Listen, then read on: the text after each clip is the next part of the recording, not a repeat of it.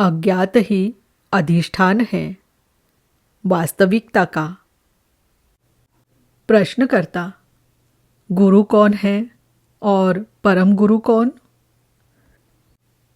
महाराज जी, तुम्हारी चेतना में जो कुछ भी होता है वह तुम्हारा गुरु होता है, और चेतना से परे का जो शुद्ध चैतन्य होता है वह है परम गुरु। प्रश्नकर्ता, मेरे गुरु श्री बाबा जी है, उनके बारे में आपकी क्या राय है? महाराज जी, यह भी कोई प्रश्न हुआ? मुंबई के आकाश से पूना के आकाश के बारे में राय पूछी जा रही है। नामों में अंतर होता है, आकाश में नहीं। बाबा जी, यह शब्द बस एक पता भर ही तो है। इस पते पर कौन रहता है? जब तुम कष्टों में होते हो तो तुम्हें प्रश्न पूछने पड़ते हैं। इसे खोजो कि कष्ट कौन दे रहा है और किसे दे रहा है। प्रश्नकर्ता, मैं समझता हूँ कि साक्षात्कार प्राप्ति करना प्रत्येक के लिए एक अपरिहार्य बाध्यता ही होती है। क्या यह उसका कर्तव्य होता है या यह उसकी नियति होती है? महाराज जी, साक्षात्कार इस तथ्य का होता है कि तुम व्यक्ति नहीं हो।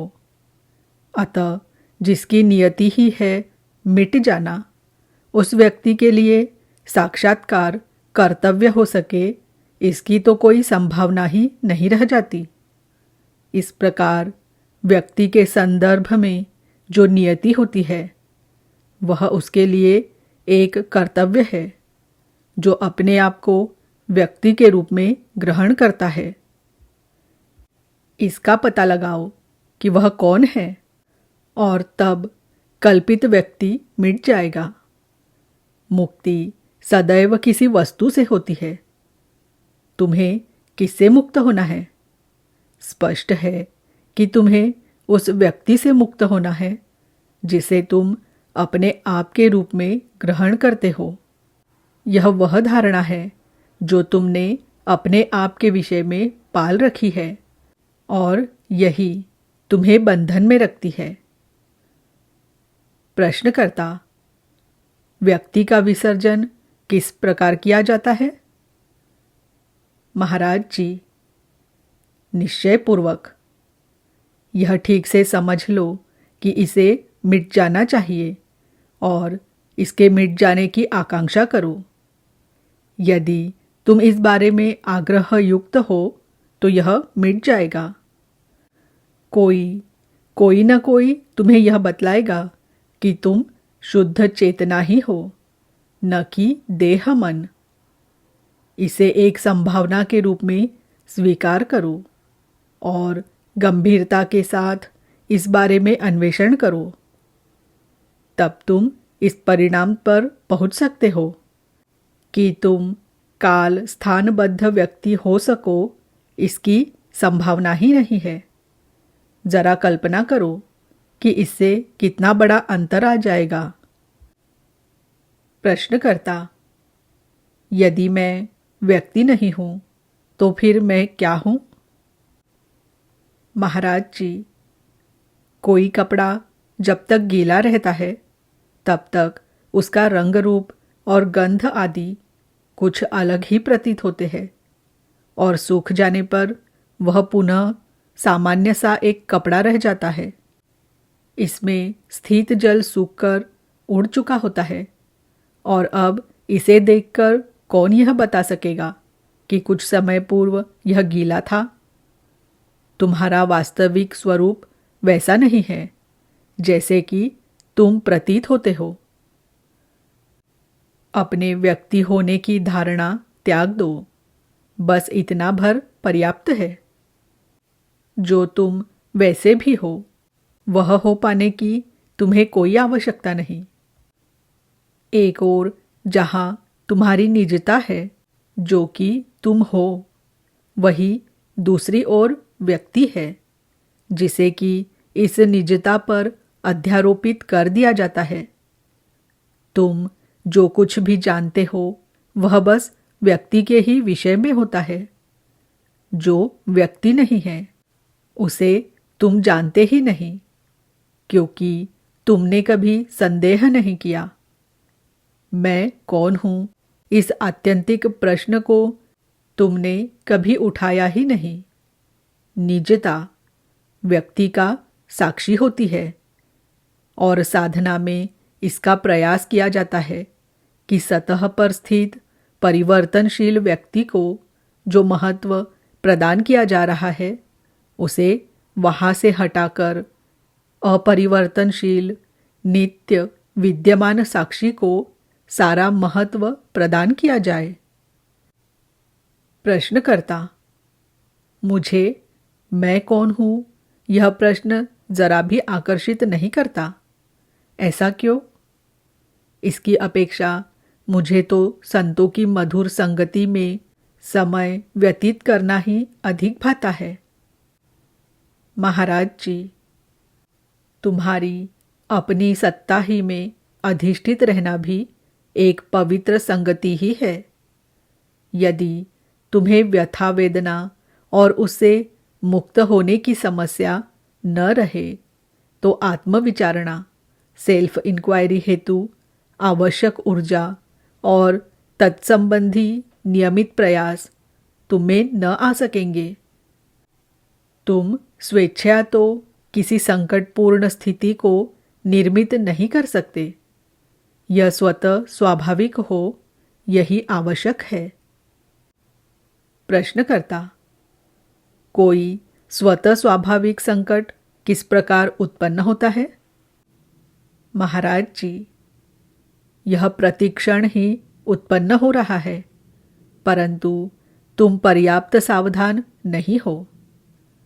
अस्तित्वगत सर्वव्यापी महत् दुख जिसकी छाया तुम अपने पड़ोसी के मुख पर भी देख सकते हो, तुम्हारे जीवन में एक स्थिर तत्व बना रहता है, पर तुम उस ओर ध्यान देने से इनकार कर देते हो।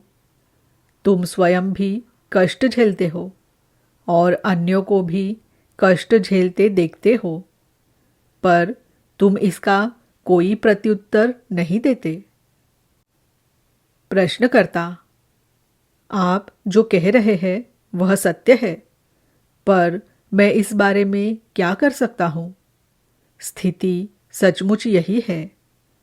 मेरी असहाय अवस्था और जड़ता इसका ही एक हिस्सा है। महाराज जी, इतना भी देख सकना पर्याप्त है। अपने आप का निरंतर निरीक्षण करते रहो, यह पर्याप्त है। जिस द्वार ने तुम्हें बंदी बना दिया है वही तुम्हें मुक्ति भी देता है। मैं हूँ ही वह द्वार है। इस पर तब तक डटे रहो जब तक कि यह खुल ही नहीं जाए, और वस्तुतः तो यह खुला ही है, बस तुम ही इस तक नहीं आए हो। तुम दीवारों पर चित्रित उन दरवाज़ों पर खड़े प्रतीक्षा कर रहे हो जिनका कहीं कोई अस्तित्व तक नहीं है, जो कभी न खुलेंगे। प्रश्नकर्ता: हम में से अनेक किसी न किसी समय कुछ मात्रा में मादक द्रव्यों का सेवन करते रहे हैं। कुछ लोगों ने हमें इनका सेवन करने के लिए प्रेरित किया था ताकि हम चेतना के उच्चतर स्तरों में प्रवेश कर सके। इसी ध्येय की प्राप्ति हेतु कुछ अन्य लोगों ने हमें अनिर्बंधित यौन क्रियाकलापों में संलग्न होने की सलाह दी। इस विषय में आपका क्या विचार है? महाराज जी, इसमें संदेह नहीं है कि जो मादक द्रव्य तुम्हारे मस्तिष्क को प्रभावित कर सकता हो वह तुम्हारे मन को भी अवश्य प्रभावित कर सकता है और संभवतः तुम्हें सारे अपेक्षित अद्भुत अनुभव भी प्रदान कर सकता है। पर वह मादक द्रव्य जिसने तुम्हें जन्म ग्रहण करने का और उस सुख की खोज करते हुए जो न तो आता है और न ही टिकता है, दुख और भय में जीते रहने का अद्भुत अनुभव प्रदान किया। उसकी तुलना में अन्य सारे मादक द्रव्य भला कहाँ ठहरते हैं। तुम्हें इस मादक द्रव्य, इस विष की प्रकृति के बारे में खोजबीन करना चाहिए और इसका प्रतिविष एंटीडोट ढूंढ निकालना चाहिए। जन्म, जीवन, मृत्यु वे एक है।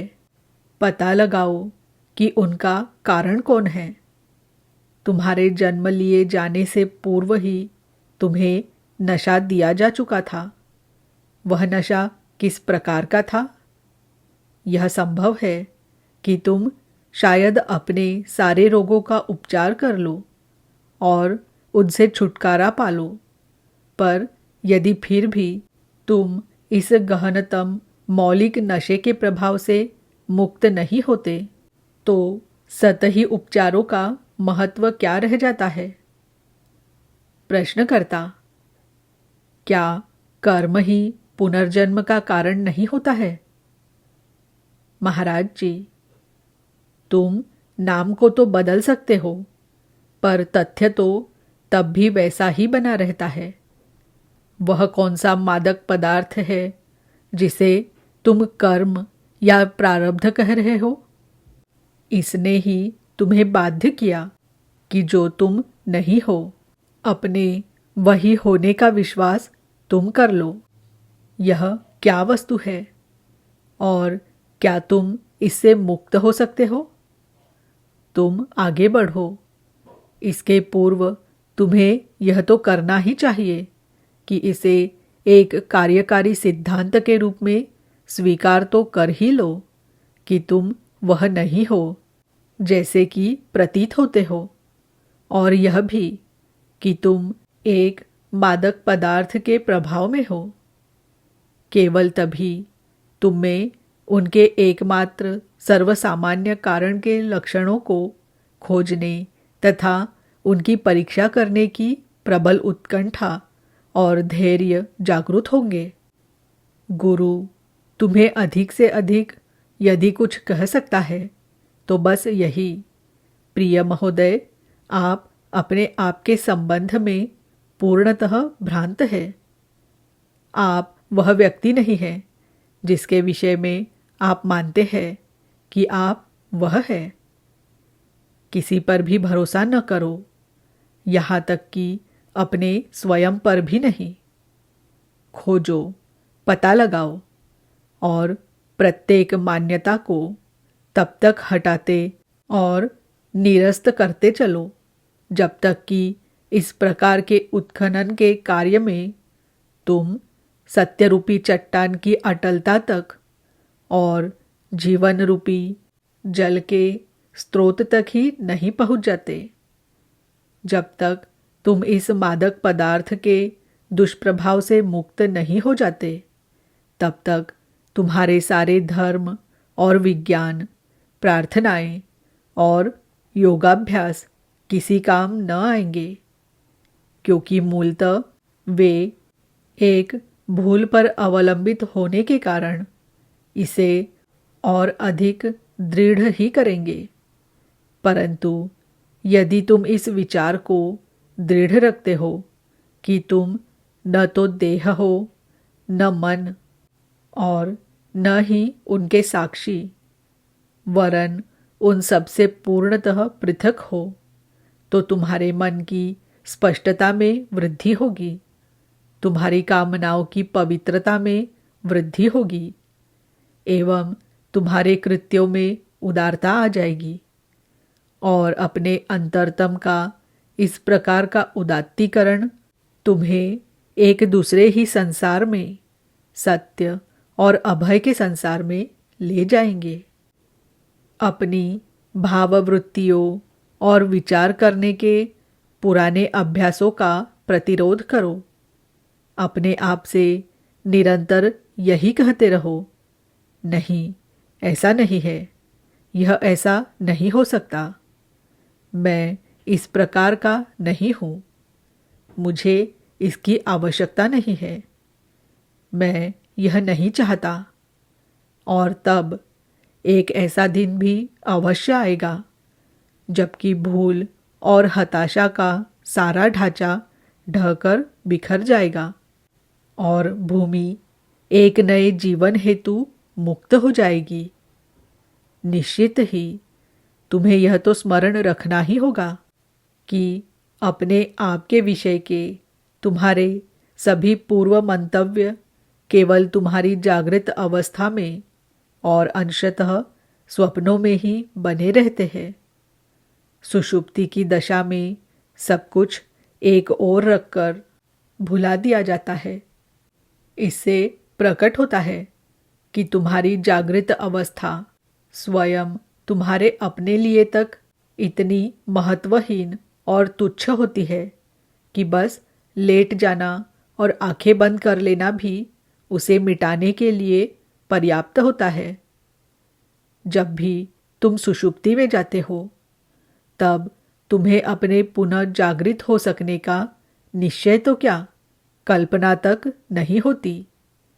तुम इस विषय में विचार तक नहीं करते और फिर भी इस खतरे को स्वीकार कर लेते हो। प्रश्नकर्ता: जब आप सुषुप्ति में होते हैं तब आप सचेतन होते हैं या अचेतन? महाराज जी, मैं तब भी सचेतन तो रहता हूँ, परंतु अपने एक विशिष्ट व्यक्ति होने के प्रति सचेतन रहूं यह नहीं होता।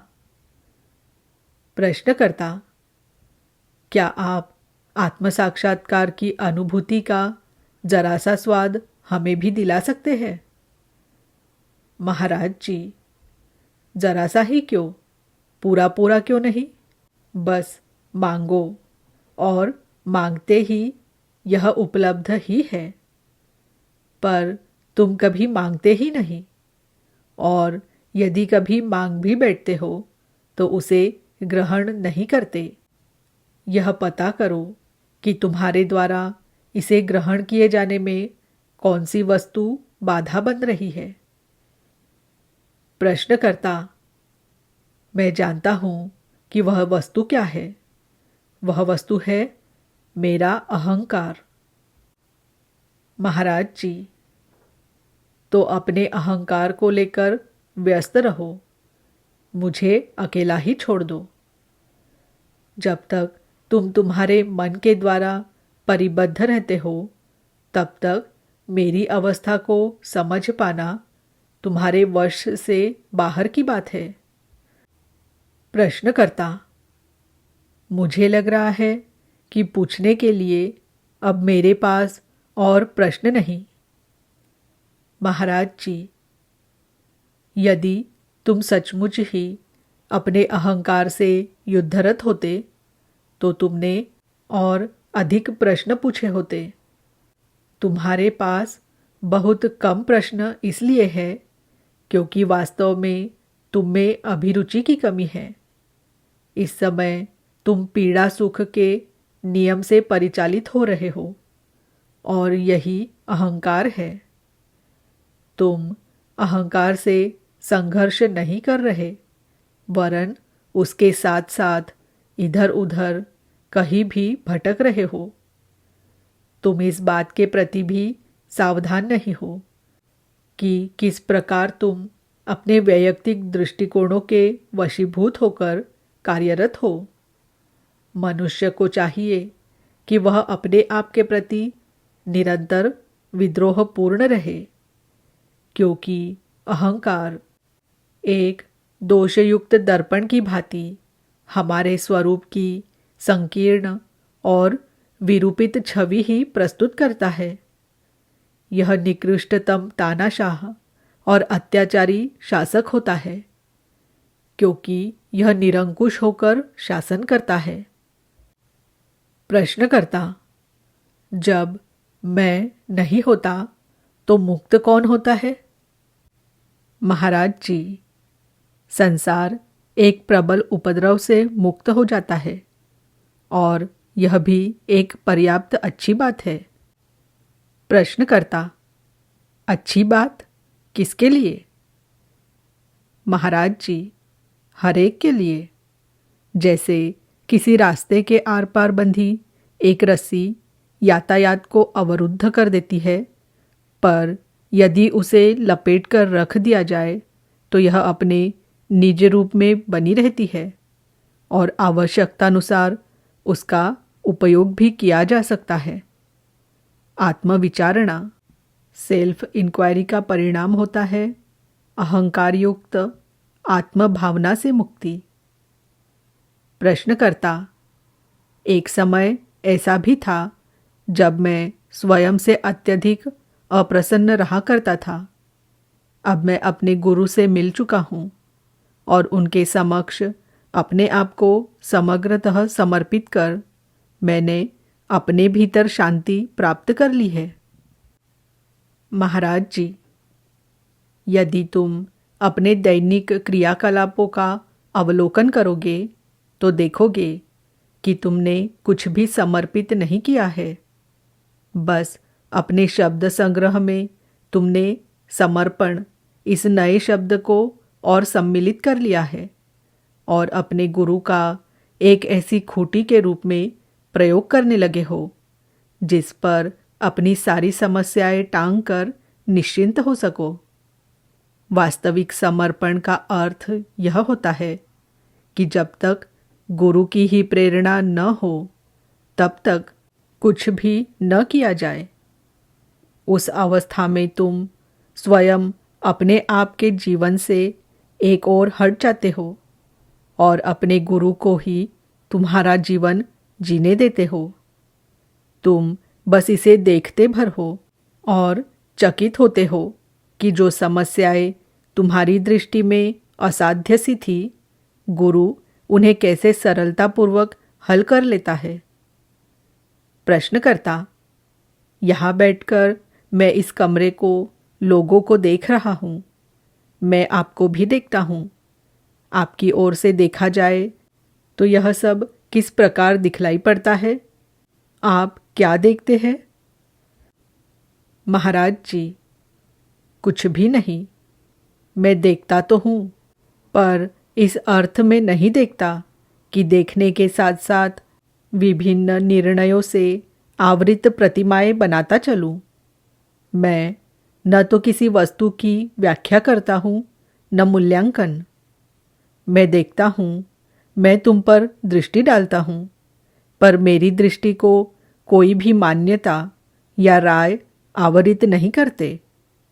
और जब मैं अपनी दृष्टि को अन्य दिशा में मोड़ देता हूँ तो मेरा मन स्मृतियों को बने रहने और चलते रहने की अनुमति नहीं देता। यह उनसे तत्क्षण ही मुक्ति पा लेता है और नए संवेदनों के लिए तरोताज़ा हो जाता है।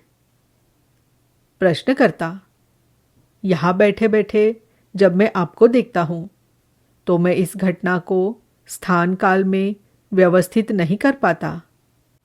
प्रज्ञा का जो संप्रेषण यहाँ घट रहा है उसमें कोई ऐसी वस्तु अवश्य है जिसे हम शाश्वत और वैश्विक कह सके। आज से 10,000 वर्ष पूर्व या पश्चात इस पर कोई अंतर नहीं आता। यह घटना अपने आप में कालातीत है। महाराज जी, अनेक युगों के बीतने पर भी मनुष्य में कोई विशेष अंतर नहीं आ पाता। मानव की समस्याएं पूर्ववत ही बनी रहती है और उनके समाधान भी पूर्ववत ही हुआ करते हैं। जिसे तुम प्रज्ञा का संप्रेषण कह रहे हो, जिसके होने की प्रतीति का भाव तुम में है, वह इसी बात का द्योतक है कि अभी प्रज्ञा का संप्रेषण घटित नहीं हो पाया है। जब यह तुम तक आ जाएगा तब तुम इसके प्रति सचेतन न रह जाओगे। जो वस्तुतः ही तुम्हारा निजी है उसके प्रति तुम्हारा सचेतन हो पाना संभव नहीं। जिसके भी प्रति तुम में सचेतनता हो सकती है वह न तो तुम होते हो और न ही तुम्हारा होता है। केवल संवेदन की क्षमता भर ही तुम्हारी है, न कि संवेदित हो रहे विषय। चेतन तल को ही समग्र मानव के रूप में ग्रहण कर लेना भूल है। मनुष्य चेतन, अचेतन और अति चेतन होता है, पर तुम मनुष्य नहीं हो। चलचित्र का पर्दा और देखने की क्षमता, ये दोनों तो अवश्य ही तुम्हारे हैं, परंतु पर्दे पर आ जा रहे चित्र तुम नहीं हो। प्रश्नकर्ता: क्या मुझे गुरु की खोज करना चाहिए, या कि मैंने जिसे पाया है उसके साथ बना रहूं? महाराज जी, इस प्रश्न से यही प्रकट होता है कि अभी तुम्हें गुरु प्राप्त नहीं हुआ। जब तक तुम आत्म साक्षात्कार संपन्न नहीं हो जाते, तब तक एक से दूसरे गुरु की ओर अग्रसर होते रहोगे।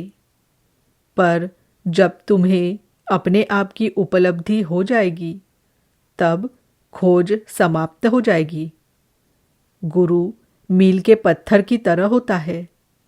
जब तुम यात्रा पर जाते हो तो मील के कितने ही पत्थर पीछे छूटते हैं। जब तुम अपने गंतव्य पर पहुंच जाते हो तो महत्व उसी का होता है जो अंतिम रहा। और वस्तुतः तो अपनी अपनी बारी पर प्रत्येक का अपना महत्व था, और अब किसी का कोई महत्व नहीं रहा। प्रश्नकर्ता: ऐसा लगता है कि आप गुरु के महत्व को स्वीकार नहीं करते। आपकी दृष्टि में वह भी अन्य सारे प्रसंगों में से एक प्रसंग मात्र होता है। महाराज जी, सारे प्रसंग सहयोगी होते हैं, कोई अकेला ही निर्णायक नहीं होता। मार्ग पर चला गया हर कदम तुम्हें गंतव्य तक पहुंचाने में सहायक होता है, और प्रत्येक कदम ही अन्य किसी भी कदम की तरह निर्णायक भी होता है, क्योंकि प्रत्येक कदम को चला जाना आवश्यक तो होता ही है। उसे चले बिना तुम सफलता से दूर ही रह जाते हो। यदि तुम एक भी कदम को चलने से इनकार कर देते हो तो अवरुद्ध हो जाते हो। प्रश्नकर्ता: प्रत्येक व्यक्ति गुरु की महिमा का गुणगान करता है, परंतु आप उसकी तुलना मील के पत्थर से करते हैं। क्या हमें गुरु की कोई आवश्यकता नहीं? महाराज जी, क्या हमें मील के पत्थर की कोई आवश्यकता नहीं होती? होती भी है और नहीं भी होती है। यदि हम अनिश्चय या दुविधा से ग्रस्त हो तो होती है, और यदि हम अपना मार्ग जानते हो तो नहीं होती। जब एक बार हम अपने आप में सुनिश्चित हो जाते हैं तो एक व्यवहारिक रूप के अतिरिक्त हमें अन्य किसी रूप में गुरु की आवश्यकता नहीं रह जाती।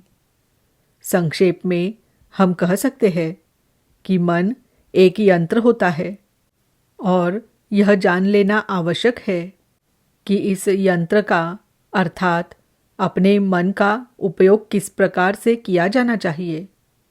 जैसे तुम्हें यह सिखाया जाता है कि अपने शरीर को किस प्रकार उपयोग में लाया जाता है, उसी प्रकार यह भी जानना चाहिए कि अपने मन को किस प्रकार से प्रयोग में लाया जाए। प्रश्नकर्ता: अपने मन का उपयोग किस प्रकार से किया जाना चाहिए, इसे जानने से मुझे क्या लाभ होगा? महाराज जी, इससे तुम कामना और भय से मुक्त हो जाते हो, क्योंकि वे केवल मन के दोषपूर्ण प्रयोग के ही परिणाम मात्र होते हैं। जो ज्ञान केवल मन के धरातल पर होता है वह अपर्याप्त होता है। ज्ञात एक संयोग जनित वस्तु भर है, जबकि अज्ञात तो वास्तविकता का अधिष्ठान ही होता है। अज्ञात ही अधिष्ठान है वास्तविकता का, अज्ञात ही घर है वास्तविकता का। ज्ञात में ही जीते रहना बंधन है, अज्ञात में जीना मुक्ति। प्रश्नकर्ता, मुझे यह समझ में आ गया कि सभी आध्यात्मिक अभ्यासों में वैयक्तिक अहम का निरसन केंद्रीय तत्व की तरह अंतर्निहित होता है। ऐसे किसी भी अभ्यास में कठोर संकल्प होना और उसका दृढ़ता से प्रयोग करना आवश्यक होता है। इस प्रकार के कार्य के लिए आवश्यक समग्रता और ऊर्जा कहाँ से पाई जा सकती है? महाराज जी, प्रज्ञावान पुरुषों की संगति से यह तुम्हें मिल जाएंगे। प्रश्नकर्ता, मुझे यह कैसे ज्ञात होगा कि कौन सचमुच प्रज्ञावान है और कौन केवल चतुर है? महाराज जी, यदि तुम्हारे ध्येय स्पष्ट तथा शुद्ध है, यदि तुम सत्य को ही खोज रहे हो, अन्य कुछ नहीं खोज रहे, तो तुम्हें सही व्यक्ति मिलेंगे। उन्हें पा लेना तो सरल होता है, पर उन पर श्रद्धा रखना और उनके उपदेश तथा मार्गदर्शन का पूरा पूरा लाभ उठा सकना ही कठिन होता है। प्रश्नकर्ता, क्या आध्यात्मिक साधना में सुषुप्ति की अवस्था का महत्व जागृति की अवस्था से अधिक होता है? महाराज जी, हम लोग प्रायः ही जागृत अवस्था को अत्यधिक महत्व प्रदान कर देते हैं, परंतु सुषुप्ति न रहे तो जागृत अवस्था का हो पाना असंभव है। निद्रा के अभाव में मनुष्य विक्षिप्त तक हो जाता है या उसकी मृत्यु तक हो सकती है। जागृति की इस चेतनता को, जो कि स्पष्टतः अचेतन पर ही आश्रित वस्तु होती है, इतना अधिक महत्व क्यों दिया जाए? आध्यात्मिक साधना में न केवल सचेतन वरन अचेतन का भी ध्यान रखा जाना चाहिए। प्रश्नकर्ता, अचेतन तक पहुँचने का क्या उपाय है? महाराज जी, मैं हूँ को अपने अवधान के केंद्र बिंदु पर स्थिर रखो। यह स्मरण रखो कि तुम हो। निरंतर अपने आप का अवलोकन करो और तब तुम्हारे बिना किसी विशेष प्रयास किए ही अचेतन की धारा का प्रवाह सचेतन में होने लगेगा। गलत कामनाएं और भय, मिथ्या धारणाएं, सामाजिक कारणों से दमित रह जाने वाली भावनाएं और प्रवृत्तियां, ये सभी अवरोध का कार्य करती रहती है और सचेतन में अचेतन के नैसर्गिक प्रवाह को और उनके मुक्त पारस्परिक व्यवहार को रुद्ध करती है। यदि वे एक बार परस्पर घुल मिल सकने के लिए मुक्त हो जाते हैं, तो दोनों मिलकर एक हो जाते हैं और एक सर्व हो जाता है। व्यक्ति साक्षी में विलीन हो जाता है, साक्षी चित्त में, चित्त शुद्ध सत्ता में, और तब भी निजता, आइडेंटिटी विलुप्त नहीं होती। हाँ, परिसीमाएं भर मिट जाती है। यह सचेतन रूपांतरित हो जाता है और वास्तविक आत्मा ही हो जाता है।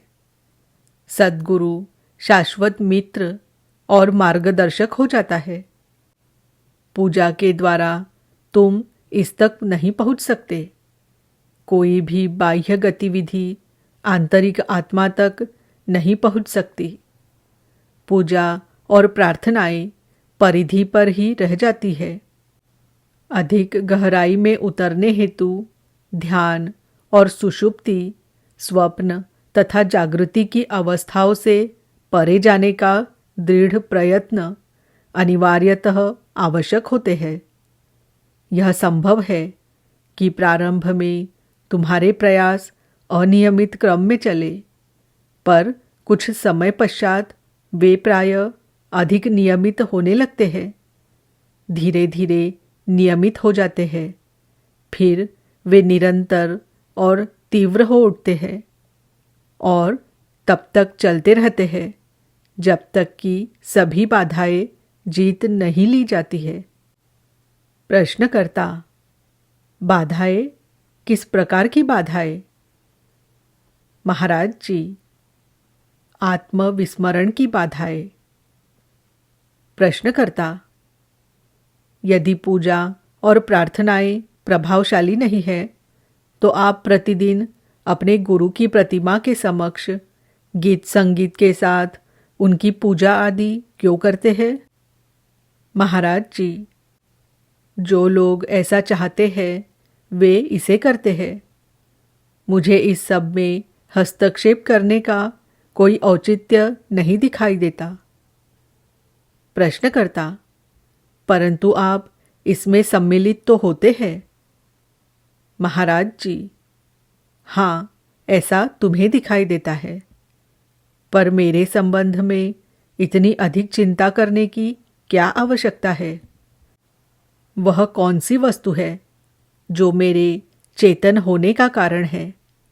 अपना सारा ध्यान इस प्रश्न पर तब तक दृढ़ता से लगाए रखो जब तक कि तुम्हारा मन स्वयं यह प्रश्न ही न बन जाए और अन्य किसी भी विषय में विचार करने में असमर्थ ही न हो जाए। प्रश्नकर्ता: हर कोई मुझे ध्यान करने का आग्रह करता रहता है।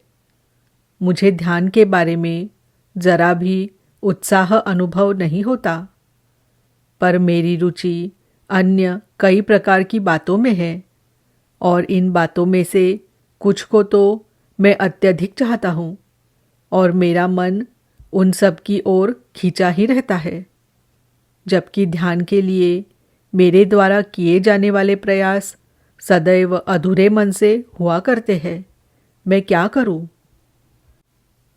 महाराज जी, अपने आप से पूछो, यह सब किसे हो रहा है? प्रत्येक वस्तु को अपने अंतर में प्रवेश करने का एक अवसर ही बन जाने दो।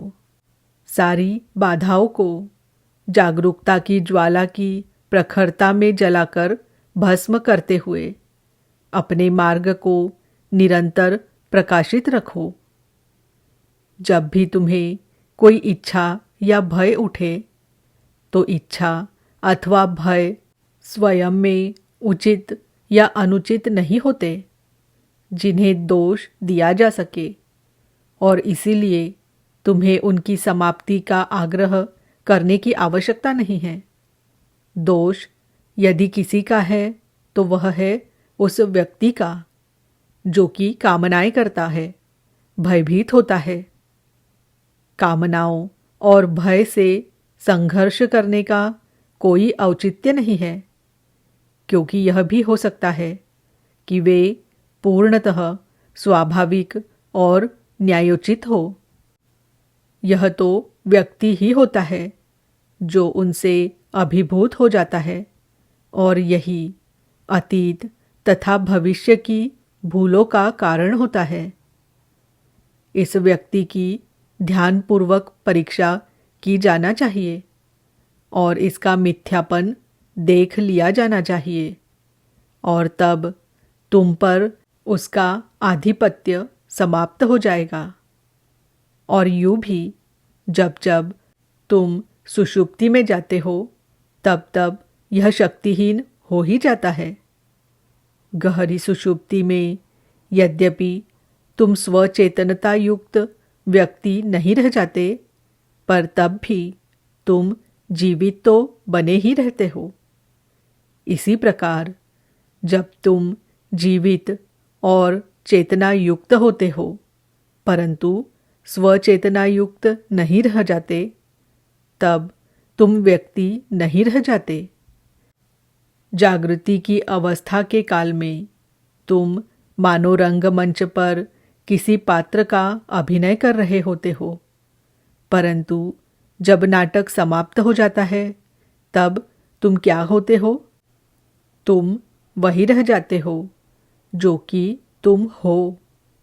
नाटक प्रारंभ होने से पूर्व तुम जो थे, नाटक समाप्त हो जाने पर तुम वही रहते हो। अपने को इस दृष्टि से देखो, मानो तुम जीवन रूपी रंगमंच पर अभिनय कर रहे हो। संभव है कि यह अभिनय कुशलतापूर्वक हो रहा हो या अकुशलतापूर्वक, परंतु तुम इसमें नहीं होते। तुम बस इसका अवलोकन भर करते हो और निश्चित ही है कि इस अवलोकन में तुम्हारी रुचि और संवेदना भी होते ही है और पूरे ही समय तुम्हें इस तथ्य का ध्यान होता है कि तुम इस नाटक का अर्थात जीवन का जब वह चल रहा होता है तब केवल अवलोकन भर करते हो। प्रश्नकर्ता: आप सदैव वास्तविकता के परिचयात्मक पक्ष पर ही बल दिया करते हैं। स्नेह का उल्लेख आप शायद ही कभी करते होंगे और संकल्प के विषय में तो आप कुछ भी नहीं कहते। महाराज जी, संकल्प, प्रयत्न, स्नेह और सुख भोग आदि सभी बातों को वैयक्तिकता इतना अधिक दूषित कर देती है कि उन पर विश्वास नहीं किया जा सकता। जिस स्पष्टता और परिशुद्धता की आवश्यकता यात्रा के प्रारंभ में हुआ करती है, उसे प्रदान करने में सक्षम यदि कोई वस्तु हो सकती है तो वह केवल जागरूकता ही होती है। प्रेम और संकल्प की भी अपनी बारी आएगी, परंतु उस हेतु पहले समुचित पृष्ठभूमि को तैयार किया जाना आवश्यक होता है। पहले जागरूकता रूपी सूर्य उदित हो जाए, अन्य सब इसके बाद स्वयमेव चला आता है।